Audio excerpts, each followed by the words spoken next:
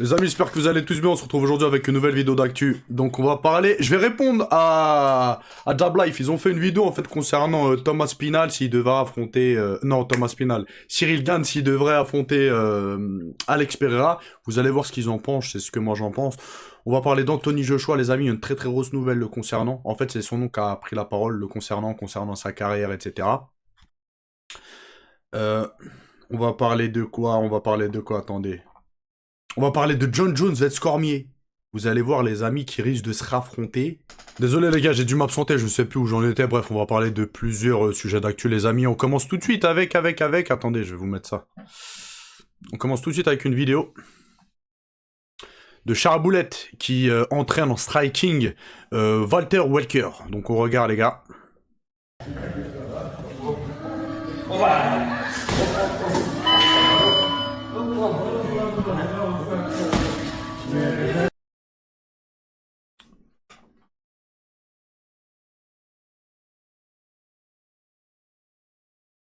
On continue les amis, avec justement l'info qui vient de sortir, il y en a beaucoup qui sont hypés par ça. Donc il y a John Jones et Daniel Cormier, des gros rivaux, l'une des plus grosses rivalités que l'UFC ait connue. Ils vont se retrouver les amis et se réaffronter, mais en tant que coach, d'accord? Donc en gros il va y avoir les toughs russes en Thaïlande, je crois. Jones il a l'habitude de faire ce genre de choses, et il y a Cormier qui va participer. Donc c'est quand même une grosse annonce les amis. On continue les amis avec Justin Gage. Il a eu une photo où les gens ils se posent une question. Est-ce qu'il est sous staphylocoque? Parce qu'il a une blessure, un truc au cou, qui semble assez dégueulasse, d'accord?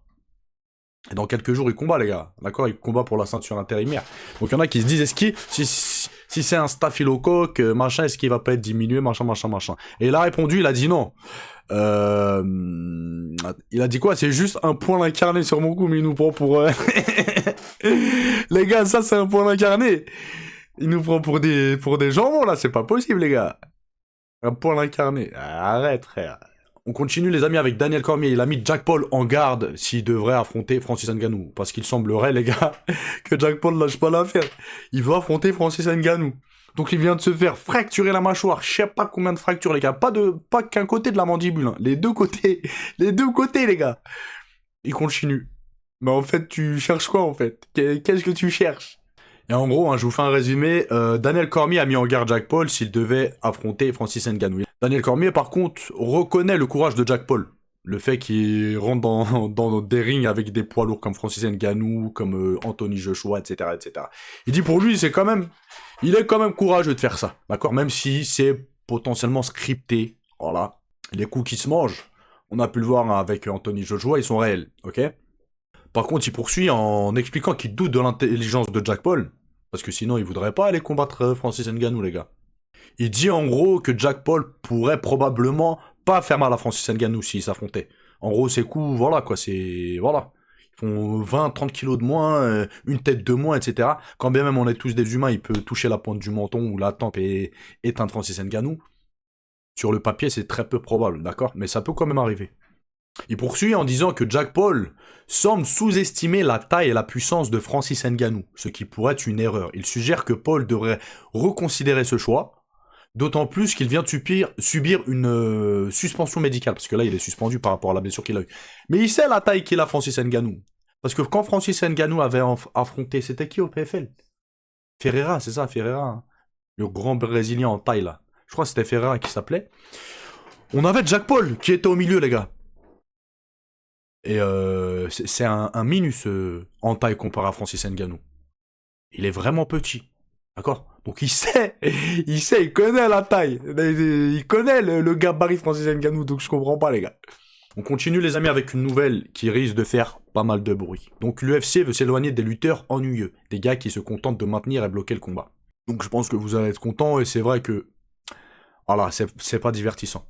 C'est pas divertissant, faire bloquer au sol, prendre une position et ne plus bouger, asphyxier son adversaire, faire semblant de frapper ou cache contrôle pendant des 10 minutes. C'est éclaté, c'est tout naze. Voilà, c'est tout naze. Donc, l'entraîneur de Shane O'Malley note une évolution dans la manière dont l'UFC valorise ses combattants. Et poursuit en disant l'organisation semble se détourner des lutteurs axés sur le contrôle au sol passif, comme ceux qui se contentent de maintenir leur adversaire sans chercher à finir le combat. Welch considère que cette orientation est intelligente car elle répond à une demande du public pour des combats plus spectaculaires. Ce changement pourrait être motivé par des raisons économiques et médiatiques avec l'UFC cherchant à préserver son attrait et sa position dominante dans le MMA. Et ouais, on peut les comprendre les gars. Et on continue, ce qui vient de sortir pour l'instant, c'est que... En fait, il semblerait que ce soit pas sorti sur un média, je crois, nigérien, je crois, quelque chose comme ça. Un média africain, d'accord? Donc il semblerait que l'oncle d'Anthony Joshua vient de prendre la parole, là, le 6, donc aujourd'hui, pour expliquer que c'était terminé pour Anthony Joshua. Il raccrochait les gants en fin de carrière, à la suite de l'accident qu'il a eu. Il veut plus combattre, etc. Et c'est absolument compréhensif. Donc pour l'instant, ça n'a pas été officialisé par Anthony Joshua lui-même ou quelqu'un vraiment d'officiel, quoi.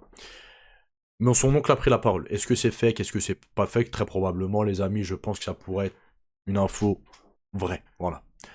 Donc, il a un certain âge, de toute façon, Anthony Joshua, il est multimillionnaire. Là, le dernier fight qu'il a pris, il a pris à peu près 70 millions, ou je sais pas, des dizaines et des dizaines de millions. Il est multimillionnaire. Voilà, il vient d'être éprouvé, les amis, par un accident. Et par la perte de ses proches. Le mieux, ouais, c'est que peut-être s'il a changé, là, son état d'esprit, les amis. Parce qu'un truc comme ça, les amis, ça peut potentiellement te changer la vie. Hein. D'accord? Donc voilà, on verra plus Anthony Joshua très probablement. Après, peut-être que d'ici un an, quand il ira mieux, il changera d'avis et il reviendra, ou mais bon, on verra bien. Les gars, j'allais oublier l'information d'Aldric Cassata. En fait, il parle de si Cyril Gane et Alex Pereira devaient s'affronter, etc., etc. Donc on va les écouter et on va dire je vais vous dire ce que j'en pense après. Je pense que Cyril va le battre s'il se bat avec Pereira. Qui bat Pereira? Ouais. Ah, j'ai très peur. Mais, ouais, ces gros strikers, il nous a déjà montré, tu vois, qu'il était capable de les gérer. Et moi, j'y crois, je suis vraiment confiant. Pereira, c'est statique. On peut dire ce qu'on veut, Pereira, c'est extrêmement statique. Mais tu vois, et moi... Cyril, c'est pas statique. Je pense que vraiment, il a le profil pour bloquer un petit peu le punch de Pereira et travailler à distance, tu vois, et le forcer à se déplacer. Je pense que ça peut... Après, on est sur un très très haut niveau de striking, là. Très très haut niveau de striking. Déjà, les gars, je tiens à vous parler de la combine. En tant que youtubeur, il faut qu'il y ait toujours, et c'est important, c'est très important. En fait, c'est plus facile d'avoir un média et d'être à deux, d'avoir un interlocuteur avec qui échanger. Et généralement, vous regardez les mecs comme La Sueur, etc., etc. Ils sont jamais, ou quasiment jamais, du même avis. Comme ça contente tout le monde. Je sais pas si on peut appeler ça opposition contrôlée, ou... En gros, il y en a, ils donnent un avis, et l'autre, il donne un avis, mais dans le sens contraire. Comme ça, tout le monde s'y retrouve. D'accord? Moi, par exemple, quand je parle de Pereira ou d'Ilia Topuria en mal, et je les critique, si j'étais avec un binôme, bah, ce qui serait intelligent, c'est que lui, moi je le critique en mal, lui il le critique en bien. Comme ça fait un échange, etc. Et dans les commentaires, ça... Vous captez. Mais très clairement, les amis, je me demande si... Comment il s'appelle l'autre Il y a Aldric Cassata et l'autre là, j'ai oublié son blaze. J'ai oublié son blaze, désolé, hein, si tu regardes la vidéo, j'ai oublié ton nom. Mais les gars, je pense qu'on est tous d'accord. Faut arrêter à un moment donné. Alex Pereira, oui, certes, c'est un gros striker, champion du Glory, mais des KO, etc. Mais là, les gars, on parle de Cyril Gane, les frères.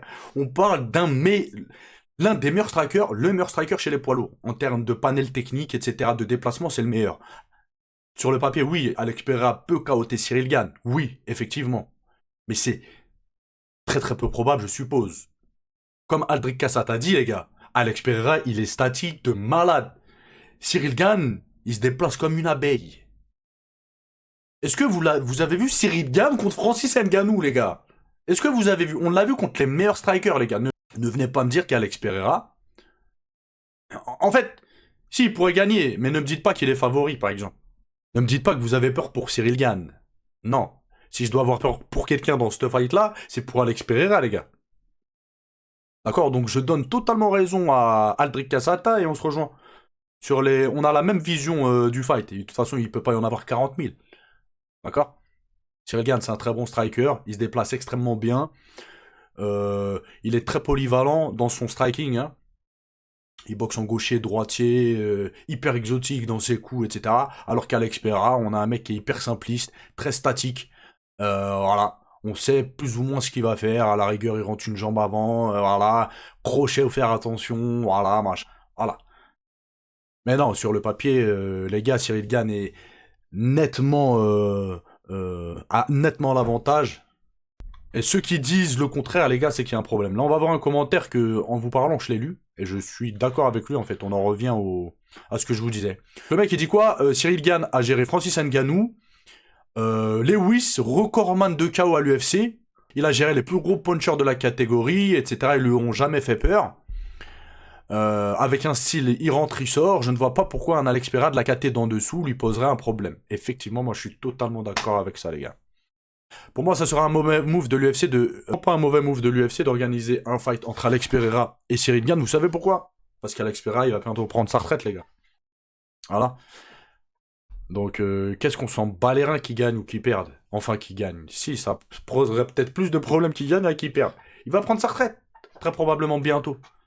Donc oui, ce serait un super combat, une super carte que l'UFC pourrait faire. Vraiment, surtout qu'Alex Pereira, il est pas invaincu, les gars. Il a déjà perdu contre un Kalev, il a déjà perdu par KO violent contre Adesanya, etc. C'est pas comme si c'était un mec qui était invaincu, etc. Une défaite de plus contre Cyril Gane, moi je dirais, à la rigueur, s'ils vont continuer à combattre, bon, j'oublie les poids lourds, je retourne en 93 kilos. Voilà. Les gars, pour rappel, il a perdu en 84 kilos par KO, il est monté chez la 93 kilos normal. Normal. Comme si rien ne s'était passé, en fait. Bref. Tout ça pour vous dire, j'espère que c'est un combat qui aura lieu. Ça fait très très très longtemps que je vous parle de ce fight-là. Il y a de plus en plus de personnes qui en parlent. Donc est-ce que l'UFC va écouter le public, en fait, et organiser ce fight-là? J'espère bien. Bref, je vous laisse, je vous dis à la prochaine vidéo. Ciao, ciao.